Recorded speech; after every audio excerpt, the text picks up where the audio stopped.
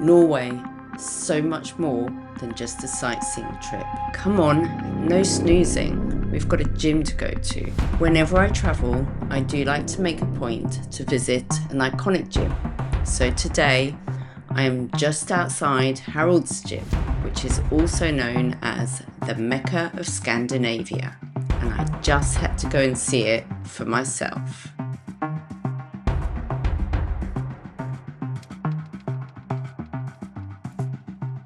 Walking in, I can already sense that this gym has its own distinct character.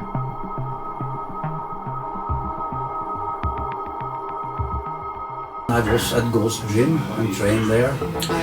At that time, that was the first Ghost Gym where Arnold Schwarzenegger, Franco Colombo, Dave Draper, Frank Zane, all the old guys was training. So then I was in a dream. Then I get ideas, maybe I in the future can open a gym. So that was the inspiration. This place has shaped people's lives, built bodies, discipline and a long-standing reputation. I started gym 1980-81, so it's nearly 45 years ago. This is Harald's gym.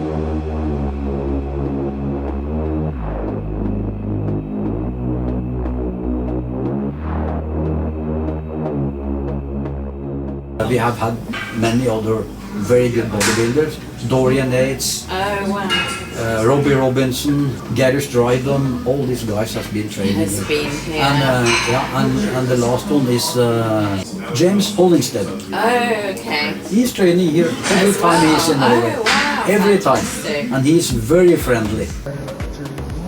Okay. TBC transformations. Let's start. And we do as much as we can with simple training, and we get very good results because we learn to train real hard. Today you have gyms with a lot of equipments, everything, everywhere, but people don't train. They are here many hours, but I see the training is not the same way. We have a focus at that time to be the best as we can, and we do it with simple things, and we get, as I told you, very good results. And you don't need all these things to be good. If you want to be good, everything happens here. In the mind. In the mind. And you can do a lot of things with simple things. It's nice. I've got a few machines I haven't seen before, and it's really good. I've got the heavier weights. The only place I've seen heavy weights like that is at, obviously, Muscle Works. So obviously this is a serious bodybuilding gym. Was it what you expected? Yeah, and more.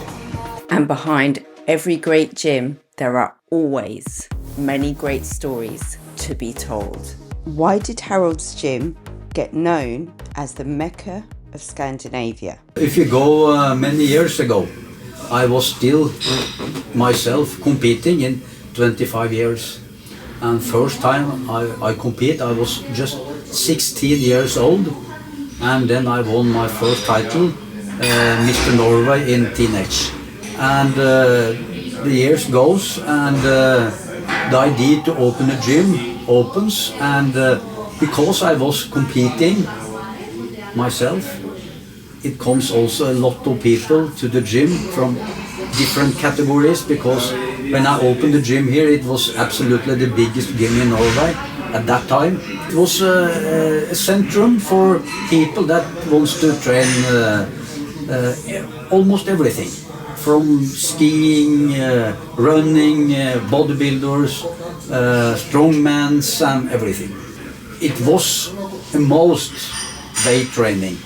Yeah. But at that time, all sportsmen understand we must have training also with weights to do the best we can, to run, football, everything. What inspired you to open this gym? My profession is not the gym. I'm working with other things and have my profession out of that. But I have doing this from I was 15 years old, so it was a big part of me. So that's the reason why I thinking about maybe to open a gym. That is one thing. The other thing, I was at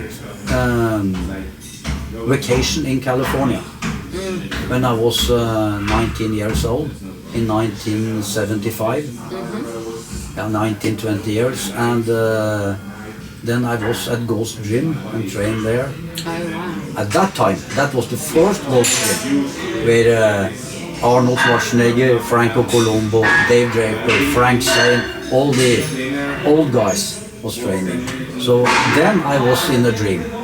Then I get ideas, maybe I in the future can open a gym. So that was the inspiration. I was at Gold's Gym exactly the time they played the movie Pumping Iron, the first one. I was in the gym. Wow. They don't film when I was there, but I asked what is all this film cameras and all these lamps and everything, and they told me we are making a film about bodybuilding. That was pumping. So you've been a part of history. Yeah, you can say that. I was not in the film, but Yeah. I was there and I see everything. And they take also pictures with the camera I have with me. But the film was white when I come home. No pictures. Amazing. But I have them in my mind. That was a little bit later in 1980. I was training together with another guy from Norway. And we was training at, you know, at that time you have World's Gym and Gold's Gym. Joe Gold opened Gold's Gym and he sold it. Right. Then he opened World's Gym. And they was not far from each other. So in the morning I trained normally at World's Gym in 1980. Arnold and Franco Colombo was also training there every day in the morning. First time I saw them, it was not so big. And next time and the day after, and then they start to say hello and where do you come from, and we told them we come from Norway and so and so, and then we start conversation and we was, can't say friends, but in the gym, yes, yeah, absolutely. So we talk a little bit in the gym almost every day, and that was the secret that Arnold, he will that year go to the last Mr. Olympia in 1980 after the rest. And I remember one time I was downstairs to take a shower and I stay in the mirror to tan my hair, and Arnold come back, stop in the mirror, take double biceps, and I think he is real good. And I also told him, you looks very good and you are every day training with Franco. Is it something you want to, that we didn't know? And he said, no, we just train that every day, because it was a secret. And when I come home, that was in August, I come home here to prepare the gym to open. And my friend come one day and knocked on the door and I opened. That was in the day after Mr. Olympia, and I opened and said, do you know who wants Mr. Olympia? I said, no. Arnold Schwarzenegger.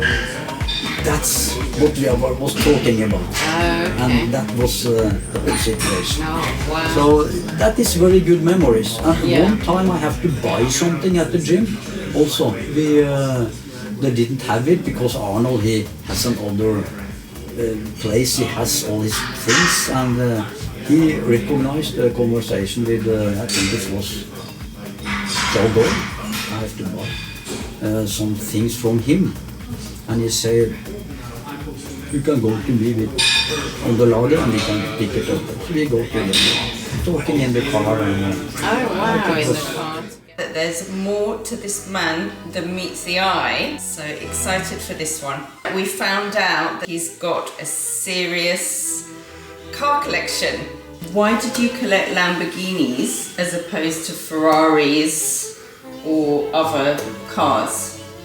Well, I have had a lot of cars up in the years, like a lot of Ferraris, Maserati, Di Tommaso, and lots of German cars and also English cars. But why I collect Lamborghini? It's very easy to answer, because Lamborghini is more spectacular.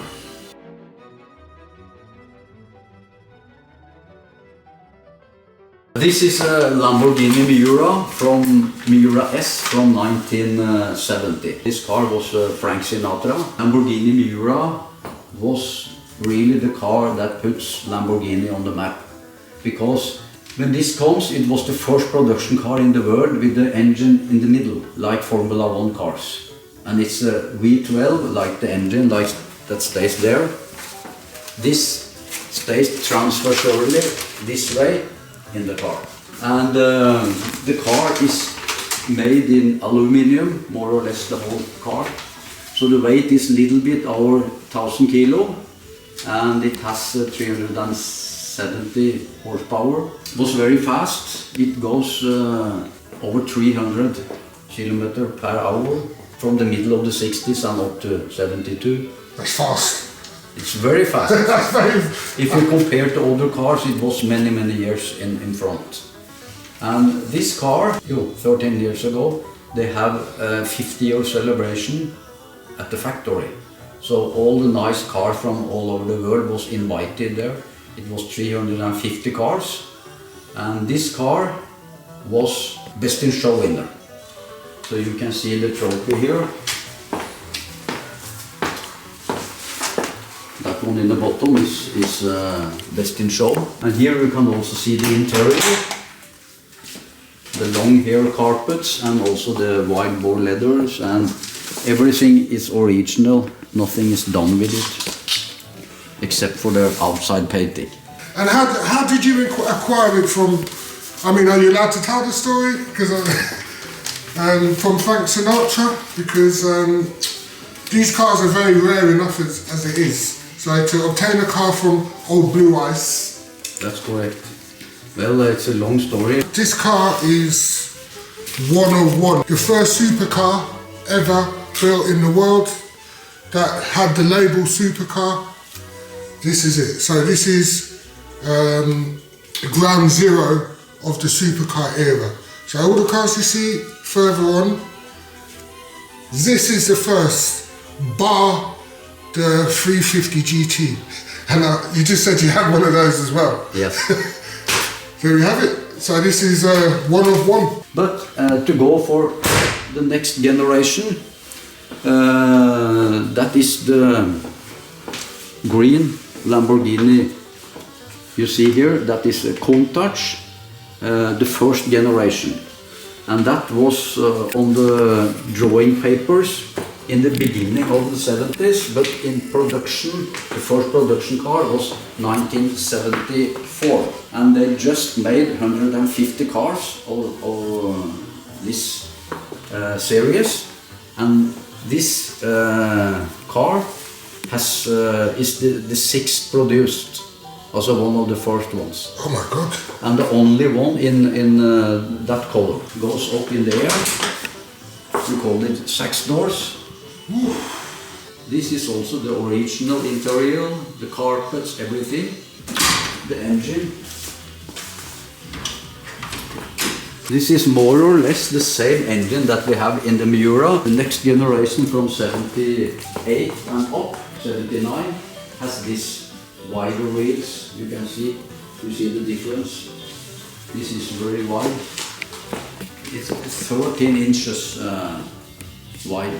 Yeah, you see the interior is away and the lights and everything. It's a lot of work done. You can see here. Everything is taking out. But they use it in the cannonball run. In the start of the film, they drive with the black one. You can see it on if you look at the film. So that's a very famous start of the cannonball run. So many people they put this over and over again to look at the start because it's very interesting. Which one do you like better? First I like Countach because that was from my generation. But if I have to choose, it's very easy. It's the Miura. Yeah, because it's rare. No, not for that. It's the most beautiful car in the world, I think, and many other with me. We can go to the next generation after the Countach. That is the Diablo. So the Countach was more or less produced in 16 years. And when they have to change the model, that was the Diablo. The car has approximately 500 horsepower and same doors. This car was the first car I has driven over 300. Ooh. Because I bought it when it was quite new from a guy in Germany, and driving on the Autobahn in 325. That was in the beginning of 90s. So it's very fast. How did it hold the road? Was it smooth? Good, very good. Is there a story behind the name Diablo? Diablo is a devil. Very masculine. Yes. Muscles. This is a very, very, very If nice you car. stay behind the car, you can see it's very powerful. This is the newest car I have, and that's the Lamborghini Aventador. As seen in the Batman movies, Bruce Wayne has one. So this is state of the art. Just has 15,000 kilometers on the, so it's more or less new. And when you have it in white, you see the lines very good. This is also V12. The biggest models from Lamborghini all has V12 engines. From the 350 GT, the first generation, until the last ones. It's nice. But I can see you like this one the least. Well, this is probably, I think this is the second most sold Lamborghini behind the Gallardo. So Gallardo was up there, then this is second, but these ones are super rare, classics. Without any knowledge of them, So which one do you think is my favourite? one of the red ones? I think. This one? Yeah. Before coming to Oslo, meeting Harald and walking into the Mecca of Scandinavia, I didn't know what to expect, but I got to be part of moments I will never forget. I made a connection and a friend in Harald, so thank you. It's my pleasure to share everything with you nice people. If you've enjoyed being part of this with me, please feel free to like, comment or share it with someone who'd enjoy it too. And if you want to see more from this trip, make sure to subscribe for part 2 where I explore Oslo and part 3 where I push myself well out of my comfort zone and into something I've never done before.